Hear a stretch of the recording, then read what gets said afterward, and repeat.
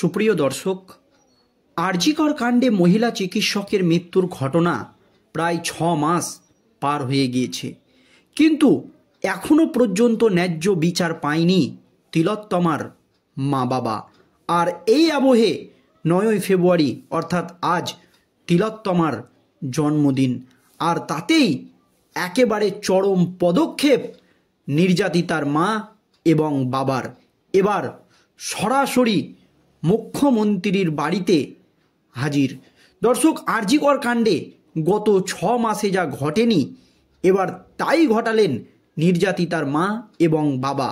অভিনব কায়দায় প্রতিবাদ, যাতে করে অস্বস্তিতে পড়েছে রাজ্যের শাসক দল তৃণমূল কংগ্রেস এবং বাংলার মুখ্যমন্ত্রী মমতা ব্যানার্জি। যখন আজ তিলোত্তমার জন্মদিন, তার আগেই কিন্তু নির্যাতিতার মা এবং বাবা জানিয়েছিল যে তারা নতুন করে পথে নামবে, নতুন করে আন্দোলনের কর্মসূচি ঘোষণা করবে। আর তাদের এই আন্দোলনের কর্মসূচিকে সমর্থন করে পথে নামতে চলেছে আবারও বাংলার সমস্ত শুভবুদ্ধি সম্পূর্ণ মানুষ। এবং ইতিমধ্যেই প্রতিবাদী মঞ্চ বাঁধাও হয়ে গিয়েছে। তারপরই একেবারে চরম পদক্ষেপ। নির্যাতিতার মা বাবা আগেই অভিযোগ করেছিল, সিবিআই নিম্ন আদালতে যে রিপোর্ট পেশ করেছে, সেই রিপোর্ট কি মুখ্যমন্ত্রী মমতা ব্যানার্জি পড়েছেন? যদি সত্যিই সেই রিপোর্ট পড়ে থাকে, তাহলে মুখ্যমন্ত্রী মমতা ব্যানার্জির সেই পদে অর্থাৎ মুখ্যমন্ত্রী পদে থাকার কোনো অধিকার নেই। পরিষ্কার জানিয়ে দিয়েছিল নির্যাতিতার মা এবং বাবা, যাতে করে অস্বস্তিতে পড়েছিল রাজ্যের শাসক দল তৃণমূল কংগ্রেস। আর এবার সরাসরি মুখ্যমন্ত্রীর বাড়িতে হাজির নির্যাতিতার মা এবং বাবা। একেবারে অভিনব কায়দায় প্রতিবাদ। ঠিক কি হয়েছে, কেন এই পদক্ষেপ? দর্শক দেখুন, আরজিকর কলেজের তরুণী চিকিৎসকের খুন ধর্ষণ কাণ্ডে কার্যত কেঁপে উঠেছিল গোটা বাংলা। গত বছরের 9ই আগস্ট নিজেদের সর্বস্ব হারিয়েছে এক অসহায় বাবা মা। এই ক্ষত সারবার নয় কোনো দিনই। মেয়ের ন্যায্য বিচারের প্রক্রিয়া চলছে এখনও পর্যন্ত।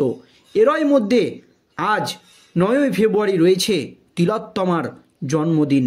32 বছরের জন্মদিনে এই প্রথমবার মেয়ে তাদের কাছে নেই। মেয়ের জন্মদিন উপলক্ষে এই বিশেষ দিনে আগেই রাস্তায় নামার ডাক দিয়েছিল তিলোত্তমার মা এবং বাবা। এবার তিলোত্তমার জন্মদিনে আরও বড় কর্মসূচির আয়োজন করেছে প্রতিবাদী মঞ্চ।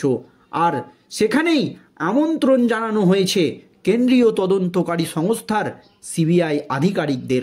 জানা যাচ্ছে সিজিও কমপ্লেক্সে নিমন্ত্রণপত্র দিয়ে এসেছে প্রতিবাদী মঞ্চের সদস্যরা।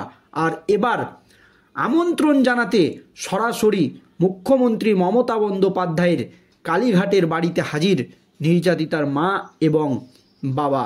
তারাও নাকি নিমন্ত্রণ দিতে যাবেন মুখ্যমন্ত্রী মমতা ব্যানার্জিকে। এছাড়াও আমন্ত্রণ জানাতে যাবে প্রতিবাদী মঞ্চ। দর্শক, গত বছর মেয়েদের রাত দখল থেকে শুরু করে বহু ধর্ণা এবং অনশন বিক্ষোভ হয়েছে রাজ্য জুড়ে। বহু প্রতিবাদী আন্দোলনের সাক্ষী থেকেছে কলকাতার রাজপথ। তবে কি এবার আন্দোলনের ভাষা বদলে গান্ধীগিরিতেই আস্থা রাখতে চলেছে আন্দোলনকারীরা?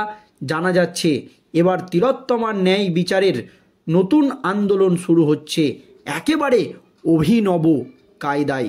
চিকিৎসক নাগরিক সমাজের প্রতিনিধিরা আজ অর্থাৎ রবিবার বিকালে তিলোত্তমার জন্মদিন উপলক্ষে আরজিকর হাসপাতালে স্মরণসভার আয়োজন করেছেন। ওই স্মরণসভার নাম দেওয়া হয়েছে বাংলার মেয়ের জন্মদিন। জানা যাচ্ছে ওই আমন্ত্রণ পত্রে 6 মাসেও অধরা বিচারের উল্লেখ রয়েছে। ওই আমন্ত্রণ পত্র নিয়েই বিধাননগর কমিশনারেট, লালবাজার স্বাস্থ্য ভবন, রাজ্যের মেডিকেল কাউন্সিলের কাছে গিয়েছিলেন চিকিৎসক ও বাংলার সমস্ত শুভবুদ্ধি সম্পূর্ণ মানুষ, এছাড়াও নাগরিক সমাজের প্রতিনিধিরা। প্রসঙ্গত বিগত 6 মাসে বারবার প্রশ্নের মুখে পড়েছে Kolkata police, Bidhannagar commissionerate, medical council, স্বাস্থ্য ভবনের ভূমিকা নিয়েও সরব হয়েছে বাংলার সমস্ত শুভবুদ্ধি সম্পূর্ণ মানুষ থেকে শুরু করে আন্দোলনকারীরা। এবার তিলোত্তমার জন্মদিনে আন্দোলনকারীরা মঞ্চের সেই সদস্যরাই হাঁটছে গান্ধীগিরির পথে। শুভবুদ্ধির উদয়ের বার্তা দিতেই আমন্ত্রণ জানিয়েছে তারা খোদ মুখ্যমন্ত্রী মমতা ব্যানার্জিকে। আর এই আবহে নির্যাতিতার মা বাবা নিজেদের অবস্থান স্পষ্ট করে জানিয়ে দিয়েছেন যে 32 বছরের জন্মদিনে এই প্রথমবার তাদের মেয়ে তাদের সাথে নেই। আর মেয়েকে ন্যায্য বিচার পাইয়ে দিতে যে যে পদক্ষেপ নেওয়া দরকার তারা সেই পদক্ষেপ নেবে। প্রয়োজনে আরও বৃহত্তর আন্দোলন তারা করবে।